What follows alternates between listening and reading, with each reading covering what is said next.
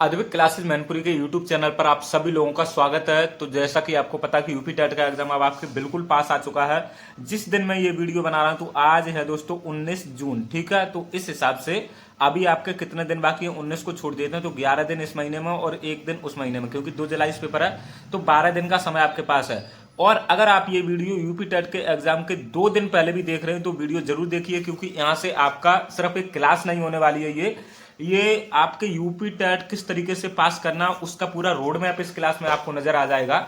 जो आखिरी उम्मीद है, मतलब आप लास्ट में हिम्मत हार चुके हो कि मेरा यूपी टेट नहीं निकलेगा, तो ये एक क्लास नहीं, ये उसकी उम्मीदों को दोबारा से जीवित कर देगा कि यूपी टेट निकालना कितना आसान काम है।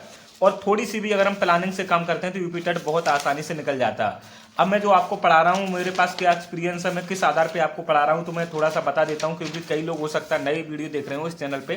तो मैंने टेट के विभिन्न सभी एग्जाम्स को मिला लेते हैं तो हमने 11 एग्जाम्स क्वालिफाई किए हैं, जिसमें यूपी टेट में 116 नंबर है, रीट में 127 नंबर है और इसके अलावा सी टेट में भी 120 नंबर है। बाकी ये भी मार्क शीट है 94, 101। और पहली बार जब 2019 में दिया था तो 103 नंबर आए हुए थे हमारे। ये प्राइमरी बिल्कुल पहली बार दिया था तब 96 आए थे यूपी टेट में, और ये एमपी टेट है। तो इस तरीके से हमने कुल 11 एग्जाम्स क्वालिफाई किए हैं टेट के। तो अब यहाँ पे ये आप देख पा रहे हो, ये चार्ट, ठीक है। सबसे पहले मैं थोड़ी सी एक बात बता देना चाहता हूँ, अगर आप पहली बार आए हैं तो आपको इस चैनल पर ऐसे समझ लो आपको लत लग जाएगी, क्योंकि यहाँ पे जो मैं पढ़ाई कराता हूँ आपको वो बिल्कुल भी टाइम वेस्ट नहीं कराता हूँ, टू द पॉइंट पढ़ाई कराता हूँ, क्योंकि मुझे इतना पता है कि क्या चीजें यूपी टेट में पूछी जाएंगी। बाकी एग्जाम इतना टफ है नहीं जितना आप मान के बैठे हो, 10 दिन भी पढ़ाई कर लेते हो तो बड़ी आराम से एग्जाम निकल जाएगा। तो आज के इस वीडियो में हमने सीडीपी के जो इंपॉर्टेंट फैक्ट लिए हुए हैं उनकी संख्या पूरी 100 है, ठीक है। और ये 100 क्वेश्चन मत समझना, इसको जो मैं डिटेल एक्सप्लेनेशन करूंगा तो यहां से आपके 1000 क्वेश्चन तैयार हो जाएंगे, कंफर्म मानिए। और इस एक क्लास से आपको कम से कम सीडीपी में कम से कम बता रहे दोस्तों 6 से 7 क्वेश्चन एज इट इज आपको एज इट इज देखने को पेपर में मिल जाएंगे। ये मेरा दोस्तों वादा है, क्योंकि मैं जो आपको एक्सप्लेनेशन कराऊंगा वहां से बहुत सारे क्वेश्चन आएंगे। और अगर आपने नहीं देखा तो हिंदी की क्लासेस देख लीजिए, हिंदी की 3 क्लासेस ली हैं हमने अभी तक, जिसमें बहुत से लोगों के काफी अच्छे मार्क्स कंफर्म हो गए। चलिए तो हम इस क्लास को अपनी शुरू करते हैं, क्योंकि हमारे पास समय बिल्कुल भी है नहीं और हम टू द पॉइंट बात करेंगे, सिलेबस ओरिएंटेड बात करेंगे। तो आज से 10 दिन है। हाँ, आप लोग बहुत से लोग ये कह रहे थे सर अभी मैंने हिंदी को पढ़ाया 2 दिन तो आप लोग घबराने लगते हो कि सीडीपी कराओ सर, ठीक है, संस्कृत कराओ या फिर ईवीएस कराओ। तो अब मैंने ये प्लान बनाया कि डेली मैं क्लास लाऊंगा हर एक सब्जेक्ट की, ठीक है। आपकी सीडीपी की क्लास भी डेली लाऊंगा, ईवीएस की भी डेली लाऊंगा, संस्कृत की भी लाऊंगा और आपकी हिंदी की भी लाऊंगा। मैथ ला नहीं सकता, क्योंकि मैथ दोस्तों अब हम सिर्फ 8 से 10 दिन में मैथ पे भी फोकस करेंगे आपके लिए, तो ये क्लास फिर गड़बड़ हो जाएंगी। ये स्कोरिंग एरिया, तो इस पे आप पकड़ बनाओ। मैथ आप थोड़ी सी दोस्तों, अब हमें तो माफी चाहेंगे मैथ के लिए, क्योंकि इसमें थोड़ा सा टाइम ज्यादा लगता है मैथ में, इसलिए मैथ की अगर टाइम बचा हमारे पास तो हम मैथ की भी क्लास आपके लिए ले आएंगे। तो अब हम डेली क्लास लाएंगे। तो आज ये 19 जो आपका जून है उसकी ये पहली क्लास है सीडीपी की, तो आज आपको 3 से 4 क्लास और देखने को मिलेंगी और इसी तरीके से हम पढ़ा रहे हैं। बाकी आप देख सकते हो ये हमने कितनी चार्ट बना के रखी है, ये इंपॉर्टेंट फैक्ट, ठीक है, देख सकते हो। ये है 1 2 3, ये चार्ट पूरी हो गई है 3, और ये 2 चार्ट पे काम चल रहा है। इसके अलावा एक चार्ट ये हो रहा है, ठीक है, ये चार्ट कंप्लीट हो गई। तो मैं आपके एग्जाम तक कम से कम 50 ऐसी डिटेल चार्ट बना के दे दूंगा, और अगर भगवान ने चाहा सब कुछ अच्छा रहा तो वहीं से आपका पेपर आ जाएगा, उतने में आप पास हो जाओगे। क्योंकि आप 4 से 5 महीने पढ़ रहे हो और आप कई लोग बहुत हाथ पैर फूल रहे हैं ऐसी स्थिति में, तो बस मैंने इस तरीके से नए कुछ इनोवेशन नया किया है। तो 50 चार्ट 50 से ज़्यादा बनाने की कोशिश करेंगे, एटलीस्ट 50 चार्ट तो बन ही जाएंगी। तो आप इनको ही रिवाइज करते रहो और यहीं से देने चले जाओ, पेपर आपका अच्छा हो जाएगा। बाकी ये जो नोट्स लेते थे, अब मैं नोट्स सजेशन नहीं दूंगा आपको नोट्स लेने के लिए यूपी टेट के, क्योंकि अब टाइम बचा नहीं है, नोट्स नहीं ले सकते हो। अगर आपको ये चार्ट चाहिए तो बता देना, चार्ट आपको पीडीएफ फॉर्म में मिल जाएंगे। चलिए शुरू करते हैं। 50 चार्ट हो जाएंगे और एग्जाम देने जाओगे ना उस दिन सुबह सुबह भी पढ़ लिया आपने तो बहुत अच्छा बेनिफिट मिलेगा, यहीं से क्वेश्चन आपको देखने के लिए मिलेंगे। और ये आपको आगे क्लास में पता चल जाएगा, जब क्लास में होगा तो क्वेश्चन का लेवल क्या है। ये देखो, मैं सबसे पहले मनोविज्ञान को स्टार्टिंग से स्टार्ट कर रहा हूं, बिल्कुल शुरुआत से। तो देखो यहाँ से कई चीजें इस पे नहीं लिख पाएंगे, क्योंकि यहाँ पे 100 क्वेश्चन उतार सकते हैं इस चार्ट पे, तो ये हमने रखते हैं अपने पास नोटबुक, यहाँ पे हम बहुत सारी चीजें बता देते हैं। तो मनोविज्ञान पहले दर्शन शास्त्र का अंग था, किसका? दर्शन शास्त्र का। तो अगर हम मनोविज्ञान की जननी पूछे, मनोविज्ञान की जननी, तो कौन हो जाएगा? दर्शन शास्त्र हो जाएगा, ठीक है। मनोविज्ञान की जननी क्या है? दर्शन शास्त्र। पहले ये दर्शन शास्त्र का पार्ट था, ठीक है। अब यहाँ पे मनोविज्ञान है, इसकी कई परिभाषाएं बदलती रही अलग अलग टाइम के अनुसार, ठीक है। तो सबसे पहले इसकी परिभाषा आत्मा का अध्ययन आया था। आत्मा का अध्ययन के बाद मन मस्तिष्क का अध्ययन आया, उसके बाद चेतना का अध्ययन आया, उसके बाद व्यवहार का अध्ययन आया। यहाँ से क्वेश्चन आ जाता है, यहीं से शुरुआत मानी जाती है और आपको आगे सब यहाँ से पढ़ाते हैं। जो चीजें आगे मिलती जाएंगी उसको देखते हैं। देखो, सबसे पहले शिक्षा के बारे में बात करेंगे हम। शिक्षा तो जीवन पर्यंत प्राप्त होने वाला अनुभव एवं ज्ञान। शिक्षा क्या है? शिक्षा जीवन पर्यंत प्राप्त होने वाला अनुभव एवं ज्ञान है, मतलब जीवन पर्यंत। अब आप लोग सोच रहे होंगे कि शिक्षा तो हमारी खत्म हो जाती है, बीएससी एमएससी कर लेते तो ये गलत है। देखो, शिक्षा के दो अर्थ होते हैं, अभी मैं बता देता हूँ। शिक्षा दो तरीके की होती है, एक संकुचित अर्थ में शिक्षा पूछी जाती है, एक व्यापक अर्थ में पूछी जाती है। हो सकता है आपको इस तरीके से किसी ने ना पढ़ाया हो, हम बता देते हैं। संकुचित अर्थ में अगर शिक्षा का माध्यम देखते हैं तो ये होती है आपकी स्कूली शिक्षा, ठीक है, स्कूली शिक्षा। और इसे ही हम औपचारिक शिक्षा भी क्या कहते हैं, किसे? औपचारिक शिक्षा। अब इसमें क्या होता है, इसमें आपके पास सिलेबस होता है, स्कूल होता है, विषय वस्तु होती है, उसे पढ़ना होता है और एग्जाम देने होते हैं और पास कर जाते हैं, तो ये शिक्षा का संकुचित अर्थ है। अब व्यापक अर्थ में क्या है, जो हम अपने घर परिवार में, समाज में, दोस्तों से, सभी लोगों के साथ आगे उठते बैठते जो चीज सीखते हैं, जिंदगी भर कोई ना कोई नया अनुभव सीखते रहते हैं, ये शिक्षा का व्यापक अर्थ होता है दोस्तों। और ये शिक्षा का अनौपचारिक माध्यम होता है। क्या होता है? अनौपचारिक माध्यम, ठीक है, अनौपचारिक शिक्षा इसे बोलते हैं।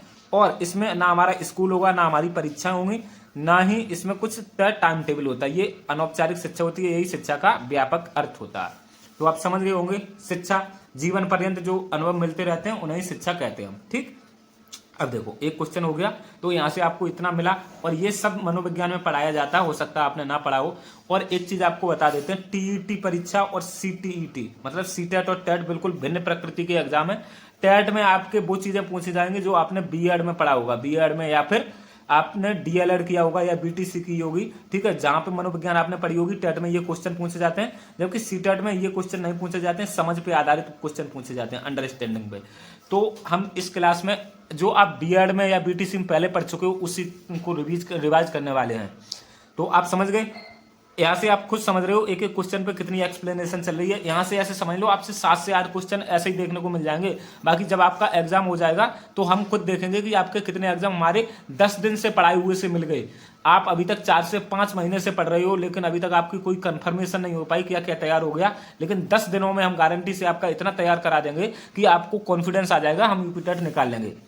दूसरा देखो, बस आप वीडियो में पूरा बने रहिए, कंप्लीट देखिए, तो ऐसे समझ लो आप आज ही सीडीपी आधा समझ जाओगे। बाकी 10 दिन बचे हैं, 10 क्लास तो सीडीपी की आनी है, 10 हिंदी की आनी है, 10 सीबीएस की आनी है, 10 संस्कृत की आनी है। इस तरीके से क्लास तो आनी है। शिक्षण क्रिया का केंद्र बिंदु क्या है? तो शिक्षण क्रिया का केंद्र बिंदु छात्र है दोस्तों। क्या? छात्र। क्योंकि हम शिक्षण कार्य क्यों कर रहे हैं? छात्र को पढ़ाने के लिए कर रहे हैं, तो इसे शिक्षार्थी भी बोलते हैं। अभी कुछ दिनों पहले जब आपकी बाल केंद्रित शिक्षा नहीं थी, 10 से 20 साल पहले, तो शिक्षण क्रिया का केंद्र बिंदु शिक्षक होता था। क्या? शिक्षक मतलब टीचर। वो ही उसे जैसा अच्छा लगता था वही पढ़ाता था, वही एक तरीके से सर्वे सर्वा होता था। और एक तरीके से देखा जाए तो वो एक तरीके से नेता के रूप में होता था शिक्षक। लेकिन जब से बाल केंद्रित शिक्षा आई, क्या? बाल केंद्रित शिक्षा, बाल केंद्रित शिक्षा से क्वेश्चन बनते हैं, सीटेट में भी बनते हैं, हर एक एग्जाम में बनेंगे।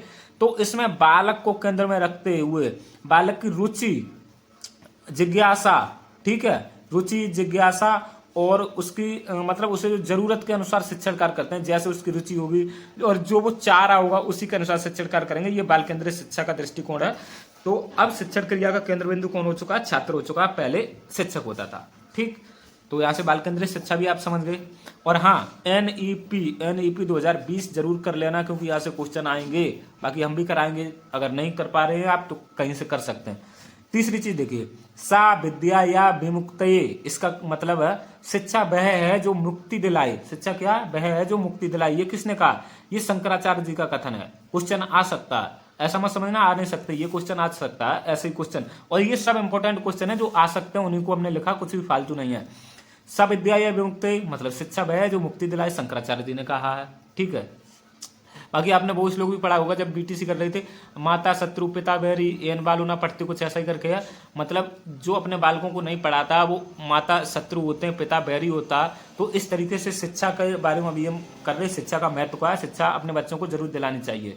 और मोहम्मद साहब हैं, ये भी आ सकता है, आपने पढ़ा भी होगा। मोहम्मद साहब कहते हैं कि दान में सोना देने की अपेक्षा अपने बच्चों को शिक्षा प्रदान करो, ये ज्यादा श्रेष्ठ है। ठीक है, ये आपने भी पढ़ा होगा, ये कथन आ सकते हैं, इंपोर्टेंट होते हैं, क्योंकि हम बिल्कुल स्टार्टिंग से आज शुरू कर रहे हैं, तो स्टार्टिंग से ही पढ़ा रहे हैं, यहीं से स्टार्ट होती है मनोविज्ञान की। और एक ये याद कर लो, मनुष्य की अंतर्निहित पूर्णता को अभिव्यक्त करना शिक्षा है। अंतर्निहित, ये गलत है, ये राजू है, तापे नहीं, ना पे उड़ेगा। तो मनुष्य की अंतर्निहित पूर्णता को अभिव्यक्त करना ही शिक्षा, ये विवेकानंद जी का कथन है। ठीक है, याद कर लो, एज इट इज, अंतर्निहित आ जाए तो विवेकानंद जी हैं। आ सकता क्वेश्चन इंपोर्टेंट है। स्वस्थ शरीर में स्वस्थ मस्तिष्क का निर्माण करना ही शिक्षा, ये अरस्तु का, इन्होंने ये भी कहा था स्वस्थ शरीर में स्वस्थ मस्तिष्क का विकास होता। तो ऐसे स्वस्थ शरीर में स्वस्थ मस्तिष्क का निर्माण करना ही शिक्षा, ये अरस्तु महोदय कहते हैं। अब एजुकेशन के बारे में देखते हैं। एजुकेशन को ई प्लस ड्यूको का संयोग कहा गया है। तो ई का अर्थ होता है भीतर से, क्या भीतर से, और ड्यूको का अर्थ होता है बाहर निकालना। बाकी एजुकेशन कई तरीके से बनता है, एजुकेयर से बनता है, एजुकेटम से बनता है, एजुकेटम, ठीक है, एडुसियर से बनता है, एडुसियर से। तो इस तरीके से कई अर्थ हैं एजुकेशन के। बाकी आप ये याद कर लो, एजुकेशन में जो ई होता है ये भीतर से, ई का मतलब होता है, डीको का मतलब बाहर निकालना होता है।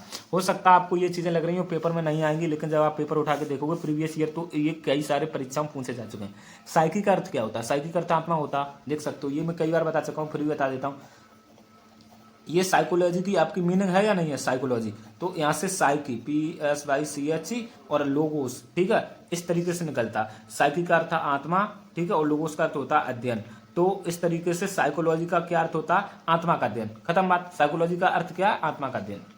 तो साइकोलॉजी का शाब्दिक अर्थ क्या? आत्मा का अध्ययन। पहले हम यहाँ पे थे, साइकी का अर्थ क्या होता? आत्मा। और मनोविज्ञान की प्रकृति कैसी होती है? वैज्ञानिक होती है। मनोविज्ञान की प्रकृति कैसी है? वैज्ञानिक प्रकृति है।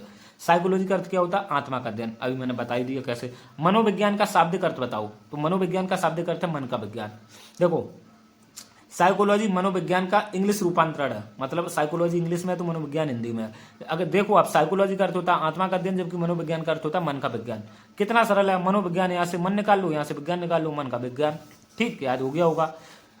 शिक्षा मनोविज्ञान का अध्ययन अध्यापक को करना चाहिए। शिक्षा मनोविज्ञान क्या है? देखो, एक होता है मनोविज्ञान, बताते हैं आपको, पूरा समझाते हैं। अगर आपको नहीं किसी ने समझाया तो मनोविज्ञान की बहुत सारी शाखाएं होती हैं। एक शिक्षा मनोविज्ञान, एक प्रौढ़ मनोविज्ञान, चिकित्सा मनोविज्ञान, बहुत सारी होती हैं। तो शिक्षा मनोविज्ञान होती है, एक ये शाखा है इसकी। तो मनोविज्ञान के अंतर्गत हम जो लोग DLED BTC करते हैं, इसमें शिक्षा मनोविज्ञान का वो करते हैं अध्ययन।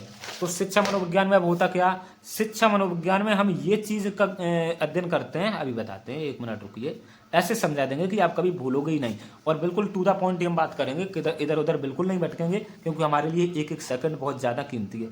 शिक्षा मनोविज्ञान, तो अब क्या है, अगर हम ये देखें कि बालक जो होता है, बालक का विकास कैसे होता है, बालक की रुचि किसमें होती है, बालक कैसे पढ़ता है, बालक कैसे सीखेगा, बालक के शारीरिक विकास, मानसिक विकास, संवेगात्मक विकास क्या होते हैं, कब किस अवस्था पे बालक कैसा महसूस करता, तो इन सब चीजों का हम अध्ययन करते हैं शिक्षा मनोविज्ञान में।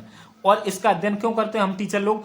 क्योंकि अगर हम बालक को समझ जाएंगे, किसको? बालक को समझ जाएंगे, तो कहीं ना कहीं शिक्षण कार्य हमारे लिए आसान हो जाएगा और हम बालक के अनुसार शिक्षण कार्य कर सकेंगे। ठीक है, क्योंकि बाल केंद्रित शिक्षा, तो अब हम बालक के अनुसार शिक्षण कार्य करना, तो उसके लिए पहले हमें बालक को समझना होगा, फिर बालक को समझने के बाद शिक्षण कार्य करेंगे तो वो अधिक प्रभावशाली होगा, बालक की रुचि के अनुसार होगा। तो यही है शिक्षा मनोविज्ञान। शिक्षा मनोविज्ञान में हम क्या सीखते हैं? बालक कैसे सीखता है, यही सब चीजें पढ़ते हैं। ठीक, तो शिक्षा मनोविज्ञान की प्रकृति वैज्ञानिक, साइकोलॉजी का शाब्दिक अर्थ आत्मा का अध्ययन, मनोविज्ञान का शाब्दिक अर्थ मन का विज्ञान। शिक्षा मनोविज्ञान का अध्ययन अध्यापक को क्यों करना चाहिए? शिक्षण को अधिक प्रभावशाली बना सके। मतलब जो शिक्षण कार्य हम कर रहे हैं ये वास्तव में काफी ज्यादा वैल्यूएबल हो, बालक को हम सिखा सकें, वास्तव में सिखा सकें। ऐसा नहीं हम टाइम पास कर रहे हैं, नहीं, बालक के अंदर हम चीजों को फिट कर सकें। तो मैं ऐसी उम्मीद करता हूं कि आपको बहुत अच्छे से समझ में आ रहा होगा। तो सभी विषय की क्लासेस यहाँ पे आएंगी, इसलिए चैनल को अभी सब्सक्राइब कर लीजिए, क्योंकि बाद में आप भूल जाओगे, मुझे पता है। पहले अभी सब्सक्राइब कर लो, क्योंकि आप बाद में भूल गए तो काफी ज्यादा लॉस हो सकता है। क्योंकि यहाँ पे सभी सब्जेक्ट की तैयारी बिल्कुल बेसिक से करा रहे हैं, बेसिक से। जब आपको कोई भी यहाँ पे वो नहीं देगा, शांतावना नहीं देगा, सब ये बताएंगे कि अब यूपी टेट आप पास नहीं कर सकते हो, तब हम ये कहेंगे कि आप 10 दिन में पास कर सकते हो। ठीक है, हम आपको एंड टाइम तक साथ रहेंगे जब तक आप यूपी टेट पास नहीं कर जाते। मैं ये भी कहता हूं 8 दिन 10 दिन में भी पास कर सकते हो, बस थोड़ा सा मन से पढ़ाई कर लो, सिस्टमेटिक वे में, मतलब व्यवस्थित तरीके से। तो शिक्षण कार्य को अधिक प्रभावशाली बनाने के लिए शिक्षा मनोविज्ञान का अध्ययन अध्यापक करते हैं। अब ये देखो, यहाँ पे कुछ कथन है। मनोविज्ञान मानव एवं पशु का विज्ञान है। ये किसने कहा? ये मॉर्गन ने कहा। मॉर्गन एक मनोवैज्ञानिक है। तो मनोविज्ञान मानव एवं पशु का विज्ञान है, ये मॉर्गन कहते हैं। ठीक है, अब मैंने ये कैसे याद किया, मॉर्गन से मैंने याद किया था, एक इंग्लैंड के पहले क्रिकेटर थे इयान मॉर्गन, कुछ लोग जानते होंगे, लड़के तो जरूर जानते होंगे, इयान मॉर्गन थे। तो हमने देखा जो इंग्लैंड के लोग हैं वो बहुत ज़्यादा शराब वगैरह पीते रहते हैं, मतलब मैच वगैरह चल रहा है या स्टेडियम में बैठे हैं तो वाइन वगैरह बहुत पीते हैं। तो अपने यहाँ वाइन पीने वाले को ये कहा जाता है कि ये पशु का आचरण है। तो जब भी पशु आएगा तो हम इंग्लैंड वालों को याद आएंगे, मतलब मॉर्गन इतनी ज़्यादा दारू पीते हैं। बाकी एक ट्रिक है, इसको अन्यथा मत लीजिए अपने ऊपर या किसी भी तरीके से विवाद मत खड़ा करना है इस पर। अगला देखते हैं, मनोविज्ञान व्यक्ति के व्यवहार एवं आचरण का यथार्थ विज्ञान है। ये क्वेश्चन कई बार पूछा जा चुका, ऐसे समझ लो कई एग्जाम में आ चुका है। जो मनोविज्ञान है व्यक्ति के व्यवहार एवं आचरण का यथार्थ विज्ञान है। तो पूरी परिभाषा याद मत करो क्योंकि आपको परिभाषा लिखनी तो है नहीं, आप एक शब्द छांट लिया करो, यथार्थ। तो मनोविज्ञान के संबंध में आचरण का यथार्थ विज्ञान आएगा तो मैकडूगल है, और ये वही मैकडूगल है जिन्होंने मूल प्रवृत्तियां बताई हैं, 14 मूल प्रवृत्तियां बताई हैं। हार्मिक का सिद्धांत भी इन्होंने दिया है। मैकडूगल के अनुसार मूल प्रवृत्तियों की संख्या 14 बता ही चुके हम। ठीक, आगे बढ़ते हैं। शिक्षा मनोविज्ञान शिक्षण विधियों के चयन में शिक्षक की सहायता करता है। ये शिक्षा मनोविज्ञान से संबंधित परिभाषाएं चल रही हैं और हम देखते हैं यूपी टेट में कई परिभाषाएं आती हैं, इसलिए शिक्षा मनोविज्ञान जो है शिक्षण विधियों के चयन में शिक्षक की सहायता करती है, ये स्किनर का कथन है। और वास्तव में शिक्षा मनोविज्ञान का ज्ञान कर लेंगे तभी तो हम शिक्षण विधियों का चयन कर पाएंगे कि खेल विधि करनी है या किस तरीके से बच्चे को पढ़ाना है, कौन सी विधि का चयन करना है। तो स्किनर का कथन है, इंपॉर्टेंट है, याद कर लो। मैं दो बार रिपीट इसलिए करता हूं ताकि आपको याद हो जाए, नहीं तो मैं चाहूं तो 5 मिनट में पढ़ा के निकल जाऊंगी 100 क्वेश्चन। नहीं, आपको याद कराना और एग्जाम में सही कराना मेरा ही काम है। सही करा लोगे, जब एग्जाम पास हो जाओगे तभी आपका ये काम होगा कंप्लीट। नहीं तो मैं ऐसा नहीं है कि यूट्यूब पर व्यू के चक्कर में पढ़ाते हुए निकल जाऊं, नहीं। मनोविज्ञान शिक्षा का आधारभूत विज्ञान है, स्किनर का कथन है, और ये कई बार परीक्षाओं में आ चुका। आप प्रीवियस ईयर उठा के देख लेना, मनोविज्ञान से संबंधित परिभाषाएं चल रही। अगर आधारभूत आएगा तो फिर उसमें स्किनर आ जाएंगे। ठीक है, शिक्षण विधियों के चयन में सहायता करता है, इसमें भी स्किनर है। और मूल प्रवृत्तियां ये आपकी 14 होती हैं। यथार्थ आएगा तो मैकडूगल आएगा, मानव पशु आएगा तो मॉर्गन आएगा। बस इतनी है, ज्यादा तो अभी कराई नहीं हमने। शिक्षा मनोविज्ञान का केंद्र है क्या? बालक है, ये मैंने पहले ही बताया था। शिक्षण प्रक्रिया का केंद्र भी बालक ही है और शिक्षा मनोविज्ञान का केंद्र भी बालक ही है। शिक्षा को द्विध्रुवीय प्रक्रिया किसने कहा? ये आपने पढ़ा होगा बीएड, डीएलएड, बीटीसी में। शिक्षा को द्विध्रुवीय प्रक्रिया एक महोदय ने कहा है, जबकि एक और महोदय उन्होंने शिक्षण को त्रिध्रुवीय प्रक्रिया कहा। अब कैसे, मैं समझाता हूं। चलो यहीं पे लिखा है, यहीं बता देते हैं क्योंकि हम नहीं चाहते ज्यादा टाइम खराब हो। तो द्विध्रुवीय प्रक्रिया जॉन एडम्स ने कहा है। क्या? शिक्षण कैसी है, शिक्षा कैसी है? द्विध्रुवीय, मतलब एक तो शिक्षण प्रक्रिया के दौरान शिक्षक होता, टीचर, और एक स्टूडेंट, शिक्षार्थी होता। तो जॉन एडम्स याद कर लो, पूछा जा सकता है। द्विध्रुवीय प्रक्रिया जॉन एडम्स, और दो ध्रुव कौन कौन से? एक तो टीचर, एक स्टूडेंट, बस। और वहीं पे एक शिक्षा को त्रिध्रुवीय प्रक्रिया भी कहा। ये दोनों मैंने साथ साथ लिखे हैं क्योंकि ये दोनों ही इंपॉर्टेंट है। त्रिध्रुवीय प्रक्रिया मतलब 3 ध्रुव, तो ये जॉन डीवी महोदय कहते हैं। ठीक, और जॉन डीवी अमेरिका के निवासी हैं। किल पैट्रिक भी इनके साथ नाम सुना होगा। तो त्रिध्रुवीय प्रक्रिया जॉन डीवी ने कहा। अब 3 ध्रुव उन्होंने बताया कौन से? 2 तो यही हो गई, टीचर और स्टूडेंट, और उन्होंने तीसरा बताया सिलेबस। मतलब जब तक पाठ्यक्रम नहीं होगा तब तक हम स्टूडेंट को पढ़ाएंगे क्या? जॉन डीवी कह रहे हैं कि टीचर हो गया ठीक है, स्टूडेंट हो गया ठीक है, लेकिन जब तक सिलेबस नहीं होगा तो पढ़ाएंगे क्या? तो जॉन डीवी 3 ध्रुवीय बताते हैं और ये ज्यादा प्रासंगिक भी लगता है क्योंकि सिलेबस भी जरूरी है। अब देखो, वैदिक काल में शिक्षा का उद्देश्य क्या था? तो मोक्ष की प्राप्ति था। वैदिक काल में शिक्षा का उद्देश्य मोक्ष की प्राप्ति था। अब मैं थोड़ा सा आपको बता देता हूं, 1 मिनट लगेगा, थोड़ी सी आपको समझ विकसित कर देता हूं। देखो, वैदिक काल इंपोर्टेंट है, अभी नहीं तो कल काम आएगा, यूपी टेट में नहीं तो सुपर टेट में काम आएगा। सुपर टेट में एक टॉपिक होता है प्रारंभिक शिक्षा के नवीन प्रयास, ठीक है, और वैसे तो यूपी टेट में भी आ सकता है, फिर भी हम बता देते हैं। 1 मिनट लगेगा, प्रारंभिक शिक्षा के नवीन प्रयास। तो इसमें सब पढ़ते हैं हम, ठीक है, क्योंकि हम सुपर टेट कंप्लीट कर चुके तो मुझे यहाँ पे पता। पहले वैदिक काल आया, वैदिक काल में ये गुरु मुनि वगैरह थे और ये आश्रम में शिक्षा देते थे, ठीक है। और यहाँ पे वैदिक काल में शिक्षा की शुरुआत कैसी होती थी? उपनयन संस्कार से। किससे? उपनयन संस्कार से। उपनयन संस्कार करीब 8 वर्ष की अवस्था में होता था, करीब करीब, और फिर शिक्षा समाप्त हो जाती थी तो उसे बोलते थे समावर्तन संस्कार। समावर्तन संस्कार सब आएंगे सुपर टेट में। तो वैदिक काल में थी। फिर वैदिक काल में हुआ क्या कि यहाँ पे जातिवाद होने लगी हावी, और फिर कहते हैं कि नीचे लोगों को पढ़ाते नहीं थे, उच्च वर्ग के लोगों को पढ़ाते थे, जैसा कि हमने द्रोणाचार्य के संदर्भ में देखा भी था, ठीक है। द्रोणाचार्य के संदर्भ में देखा हमने, तो उन्होंने एकलव्य को नहीं पढ़ाया था, ठीक है। उसी तरीके से भीष्म उनको कर्ण को भी नहीं पढ़ाया था परशुराम ने, ठीक है। परशुराम ने, ये साक्षात उदाहरण है। परशुराम ने हालांकि पढ़ाया तो था कर्ण को, लेकिन कर्ण ने झूठ बोल दिया था, क्षत्रिय है वो। फिर पढ़ाया। लेकिन जब पता चल गया कि परशुराम को पता चल गया कर्ण क्षत्रिय नहीं है, तो फिर उन्होंने इसे श्राप भी दे दिया था। तो यहाँ से पता चलता कि वैदिक काल में होने लगी थी गड़बड़ी, जातिगत व्यवस्था। तो फिर वैदिक काल के बाद लोग किस तरफ मूव हुए? बौद्ध शिक्षा की तरफ, बौद्ध शिक्षा की तरफ, क्योंकि वहां पे जातिवाद नहीं चलता था, सभी लोग पढ़ सकते थे। और इनकी भाषा क्या थी? पाली भाषा थी, ठीक है, पाली भाषा में पढ़ाया जाता था। तो यहाँ पे भी हम एक चीज बता देते हैं, जब यहाँ पे शिक्षा की शुरुआत होती थी तो प्रवज्जा संस्कार से होती थी, प्रवज्जा संस्कार, ठीक है। और एक मिनट और बता देते हैं, यहाँ पे जब खत्म होता था तो उसे बोलते थे उपसंपदा संस्कार। हो सकता है मैं थोड़ा सा विषय वस्तु से भटक रहा हूं अभी आपका यूपी टाइटल, लेकिन 1 मिनट का ही टाइम लेंगे हम। उपसंपदा संस्कार से यहाँ पे आपकी खत्म हो जाता था, प्रवज्जा संस्कार से शुरू होता था।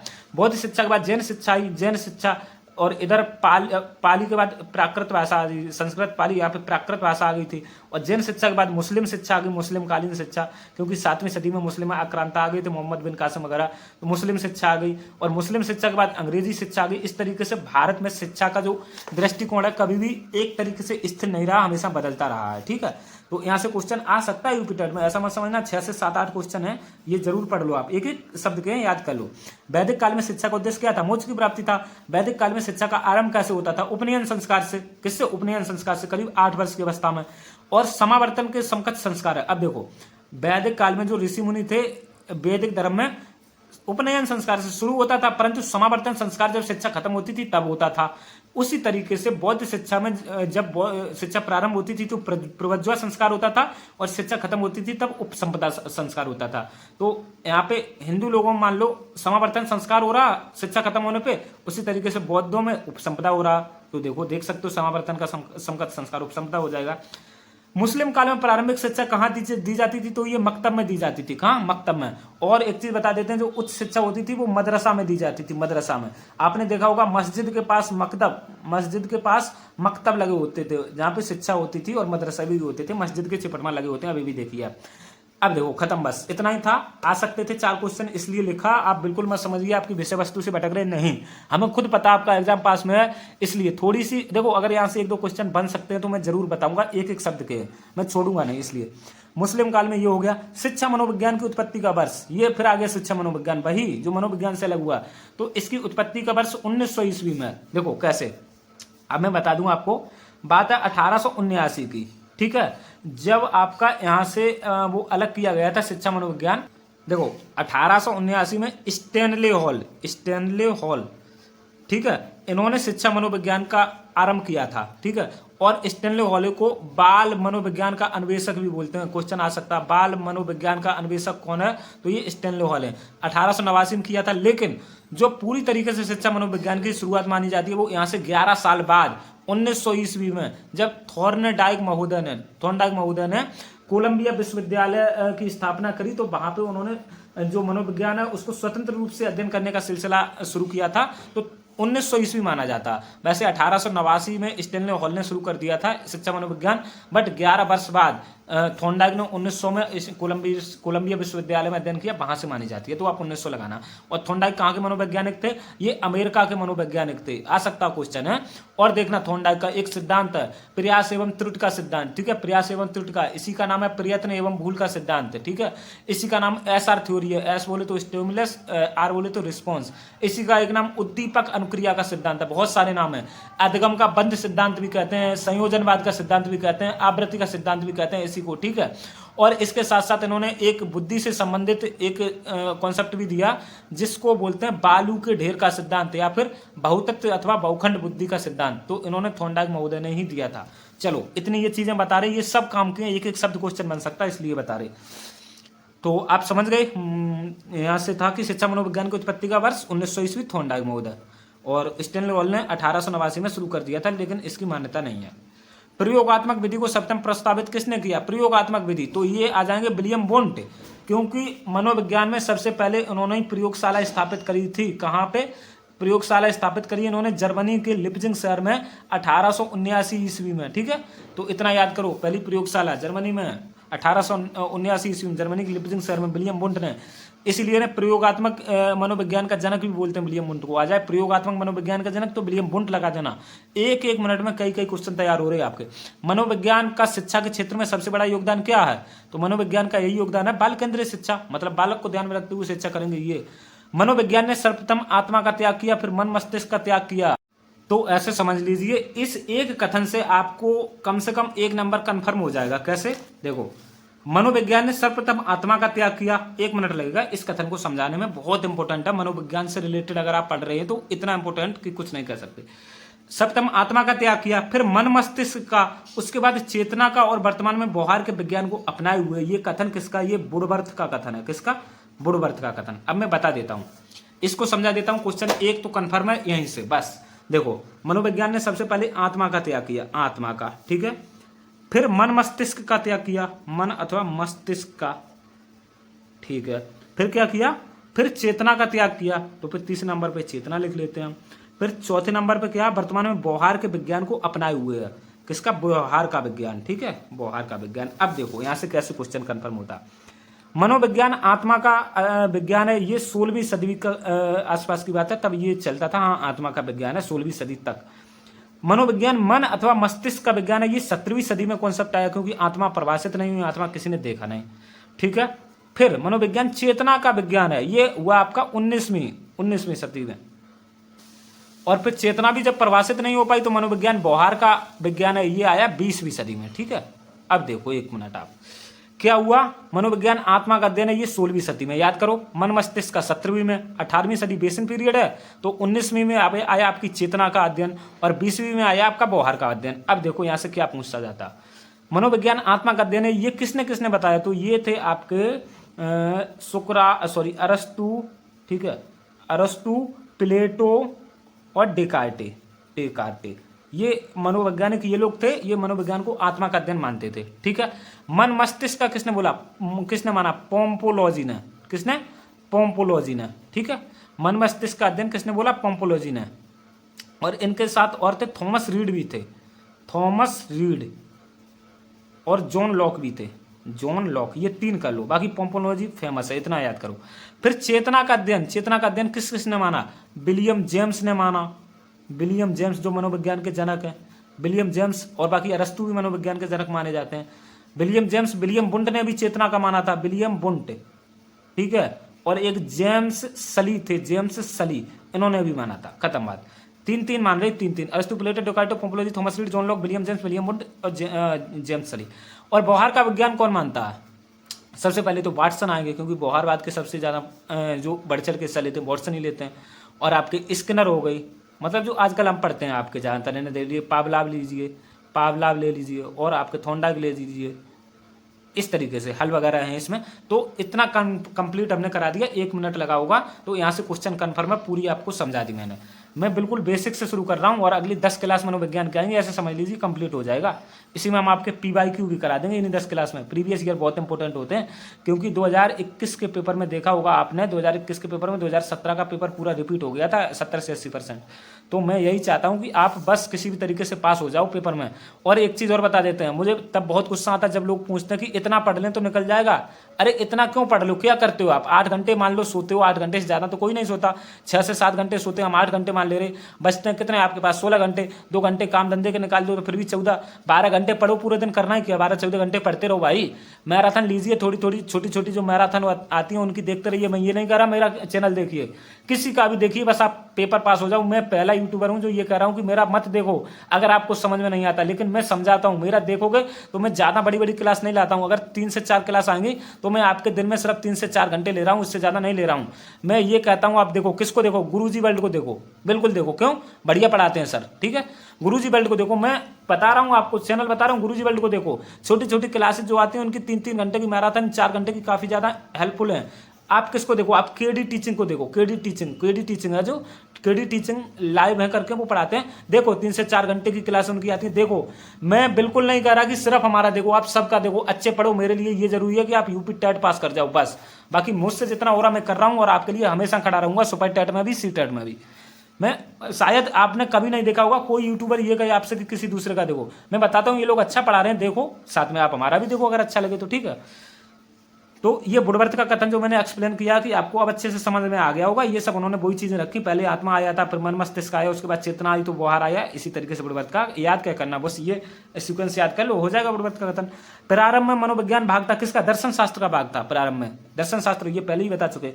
आत्मा का अध्ययन मानने वाले कौन थे, अरस्तु, प्लेटो, डेकार्ट, बता चुके हम। मन मस्तिष्क का अध्ययन किसने माना, पोम्पोलोजी ने माना, ठीक है। अब हम थोड़ी सी जल्दी पढ़ाएंगे क्योंकि हमें क्लास खत्म करनी है, 1 घंटे के अंदर की क्लास खत्म करनी होती है हमें। विकास की अवस्थाएं होती हैं कितनी, 5 अवस्थाएं होती हैं विकास की, कितनी, 5। लेकिन हम जनरली कितनी पढ़ते हैं मनोविज्ञान में, 3 अवस्थाएं पढ़ती हैं।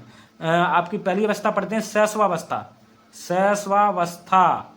दूसरी पढ़ते हैं बाल्यावस्था, क्या, बाल्यावस्था सब जानते हैं हम लोग। तीसरी पढ़ते हैं किशोरावस्था, किशोरावस्था। यहाँ से क्वेश्चन आते हैं, अवस्थाओं से जुड़े हुए फैक्ट हैं उनसे आते हैं यूपी टेट में। शैशवावस्था जन्म से 5 वर्ष, 5 से ये आपकी 12 वर्ष आ जाएगी, 6 से 12, 12 से ये 18 वर्ष आ जाएगी, खत्म बात। बाकी कोल हैं और कोलर उन्होंने अलग अलग अवस्थाएं बताई हैं। तो विकास की 5 अवस्थाएं कौन सी हैं, गर्भाधान, ये गर्भाधान से 9 माह 10 दिन तक की होती है। कब तक, जैसे गर्भ से 9, जब तक ये बच्चा पेट में रहता है तो उतने 9 महीने में कितने दिन हो गए, 270, ठीक है, और 10 दिन और 10 और जोड़ दो तो बच्चा के जो गर्भ में रहता है वो 280 दिन के आसपास रहता है, ठीक, याद कर लो, क्वेश्चन आता। गर्भावस्था की अवधि होती है 280 दिन, याद करो, फैक्ट एकदम, ऐसा मत समझना कि कोई डाउट मत समझना, एकदम सब चीजें पुष्टि करी हुई होती हैं यहाँ पे। शैशवावस्था जन्म से 5 या 6 वर्ष तक, बाल्यावस्था 6 से 12, किशोरावस्था 12 से 18, प्रौढ़ावस्था 12 के बाद, 18 के बाद। चलो आगे बढ़ते हैं। नवजात शिशु का कद कितना होता है ऊंचाई में, अगर इंच में आ जाए, देखो यूपी टेट में ऐसे क्वेश्चन आते हैं फैक्ट के, 19.5 इंच बोल दीजिए, या ऐसे भी याद कर सकते हो, 20 इंच होने में सिर्फ आधा इंच कम था, ठीक है, तो 19.5 इंच, या अगर सेंटीमीटर में पूछे तो आप कहिए 51.5 सेंटीमीटर, मतलब 51.5 सेंटीमीटर, याद कर लो अभी के अभी, टालिए मत। अगर आपको इनकी सबकी पीडीएफ चाहिए, ये सबकी तो मैं बता देता हूं आपको, 80 77 33 59 92 ये नंबर है, इस पे आपको ये सब करीब 50 से ज्यादा पीडीएफ बनाने की कोशिश रहेगी, मिल जाएगी। मात्र 100 रुपए की फीस में सभी पीडीएफ मिलेंगे। क्यों, क्योंकि हम ये नहीं भेजते हैं, काम करने वाला लड़का लगा, वो पूरा काम करता है, उसी का काम है, ठीक है। स्कैन करेगा, एक एक करके आपको भेजेगा, आपके क्वेश्चन के आंसर करेगा। नवजात शिशु का भार कितना होता है, नवजात शिशु का भार होता है 7.5 पाउंड, ठीक है, पाउंड में पूछे तो ये 7.5 पाउंड, और किलो में पूछे तो 3.2 kg, मतलब 3.25 किलो के आसपास, ठीक है। और यहीं पे शिशु के मस्तिष्क का वजन पूछ लिया जाए तो ये होता है आपका 350 ग्राम के आसपास, ठीक, पूछा जा चुका है ये क्वेश्चन। शैशवावस्था सीखने का आदर्श काल है, किसने कहा, वैलेंटाइन ने कहा। शैशवावस्था मतलब, अब हम अवस्थाओं से प्रश्न ले रहे हैं, कुछ प्रश्न। तो जो शैशवावस्था होती है जन्म से 5 से 6 वर्ष तक चलती है, ये सीखने का आदर्श काल कौन कह रहा, वैलेंटाइन कह रहे हैं, वैलेंटाइन, ठीक है। और वैसे भी आदर्श का मतलब होता है बैल मतलब अच्छा, तो ये वैलेंटाइन कर देना। सबसे तेज शारीरिक विकास शैशवावस्था में होता है, याद करो आप, ऐसा ही फैक्ट। वैसे भी जन्म से 5 वर्ष तक देखा बच्चा काफी बढ़ जाता, फिर 5 के बाद जो बाल्यावस्था शुरू होती है तो वहां पे शारीरिक विकास कम होता है, गति कम होती है, फिर किशोरावस्था में दोबारा पुनः बहुत तेज हो जाती है। विकास की प्रक्रिया कहां से कहां तक चलती है, तो ये गर्भावस्था से लेकर मृत्यु पर्यंत चलती है दोस्तों। विकास मृत्यु पर्यंत होता रहता है। विकास से आप सिर्फ ये मत समझिए कि हमारी लंबाई बढ़ रही, चौड़ाई नहीं, ये कंप्लीट विकास नहीं, वो तो वृद्धि होती है, हमारी लंबाई चौड़ाई बढ़ना, ऊंचाई बढ़ना। विकास होता हमारे दिमाग का, हमारे शरीर का, हमारी समझ में विकास, हम लोगों के बीच कैसी बातें करें, किस तरीके से उठे बैठे, ये सब विकास होता है। ये मृत्यु तक चलता रहता है दोस्तों, क्योंकि आपने देखा होगा, कहते हैं बड़े बूढ़े जो हैं, बड़े बूढ़े, तो ये काफी अनुभव होता है इनके पास। क्यों, क्योंकि वो रोज अनुभव नया लेते हैं। हमारे पास अगर जैसे मान लो 23 साल का अनुभव है, तो उनके पास कितने साल का अनुभव हो गया, 60 साल का अनुभव हो गया, तो मतलब विकास हो रहा है उनका। तो आप समझ गए होंगे, विकास की प्रक्रिया गर्भावस्था से लेकर मृत्यु पर्यंत चलती है। ओके, जन्म से किशोरावस्था तक की गतिविधियों का अध्ययन किस में किया जाता है, तो जन्म से किशोरावस्था तक की गतिविधियों का अध्ययन बाल मनोविज्ञान में करते हैं। क्योंकि हम लोग, आपने भी बीटीसी बीएड में 18 वर्ष तक पढ़ा होगा, 12 से 18, मतलब 18 वर्ष तक का, तो यही है बस। क्योंकि हमें 18 वर्ष से ऊपर बच्चों का कोई काम ही नहीं है। हम पढ़ाई में जो प्राथमिक स्तर पर बच्चों को पढ़ाते हैं वो 18 वर्ष तक के ही पढ़ाते हैं, इसलिए तो आपको समझ में आ गया होगा। 3 से 6 वर्ष का बच्चा अर्ध स्वप्न में रहता है, ये थॉर्नडाइक का कथन है। कथन आते हैं और हम फिर यही कहेंगे आते हैं, रिपीट प्रीवियस ईयर देख लेना उठा के। 3 से 6 वर्ष तक का बच्चा अर्ध स्वप्न में रहता है, थॉर्नडाइक ने कहा, इंपॉर्टेंट है, कई बार आ चुका है ये।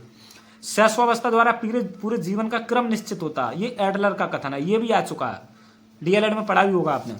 मनुष्य को जो कुछ बनना होता है प्रारंभ के 4-5 वर्षों में बन जाता है, ये सिगमंड फ्राइड का कथन है। ये वही सिगमंड फ्राइड है जिन्होंने मनोविश्लेषणात्मक सिद्धांत दिया था, इदम अहम परा अहम के बारे में बताया था, और चेतन अवचेतन मन के बारे में बताया। बर्फ की सिल्ली 10% बाहर होती है, 90% अंदर होती है। ये सब हम आपको आगे आने वाली 10 क्लासेज में पढ़ा देंगे। आप ऐसे समझ लीजिए मनोविज्ञान में कंफर्म कर देंगे 10 क्लासेज में। तो कुछ बनना होता 4-5 वर्षों में बन जाता। फ्राइड का कथन है आ चुका है, इंपोर्टेंट है, स्टार मार्क कर देते हैं, याद कर लो।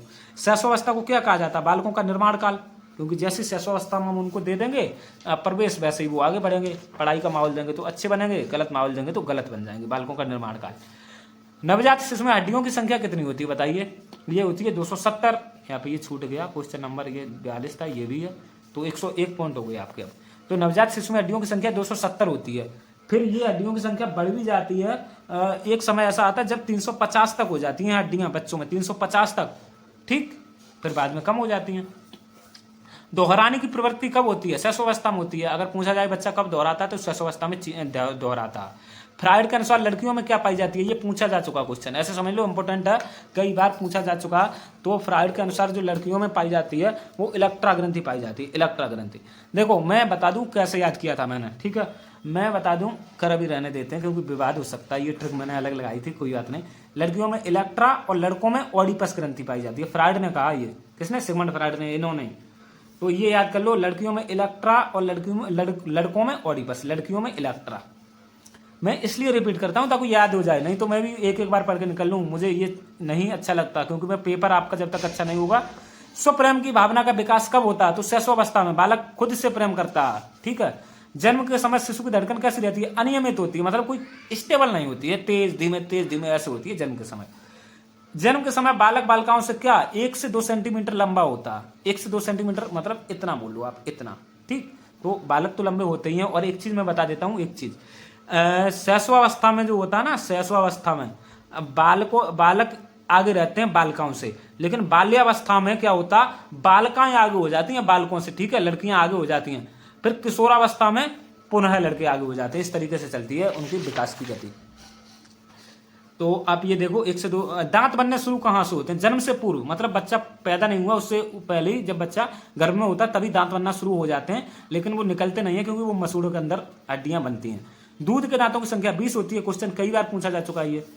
स्वकेंद्रित अवस्था, शैशवावस्था, मतलब बालक का केंद्र खुद ही होता, खुद ही बालक अपने ऊपर केंद्रित करता है, तो ये शैशवावस्था है। भूख प्यास क्या है? भूख प्यास जन्मजात प्रेरक है। कैसे? जन्मजात प्रेरक। हम आपको प्रेरक आगे पढ़ाएंगे। अर्जित प्रेरक होते हैं, मान सम्मान पद प्रतिष्ठा जैसे सामाजिक प्रेरक होते हैं, उसी तरीके से जन्मजात प्रेरक भूख प्यास नींद ये होते हैं। क्वेश्चन आते हैं यहाँ से, याद कर लो।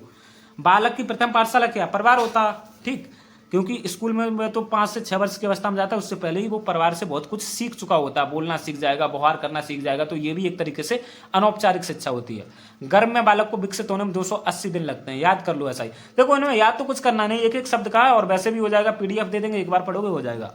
शैशवावस्था की प्रमुख मनोवैज्ञानिक विशेषता क्या है? तो शैशवावस्था की प्रमुख मनोवैज्ञानिक विशेषता अनुकरणात्मक प्रवृत्ति, मतलब बालक जैसा दूसरों को करते हुए देखता वैसा ही करने की कोशिश करता, और मूल प्रवृत्त्यात्मक व्यवहार।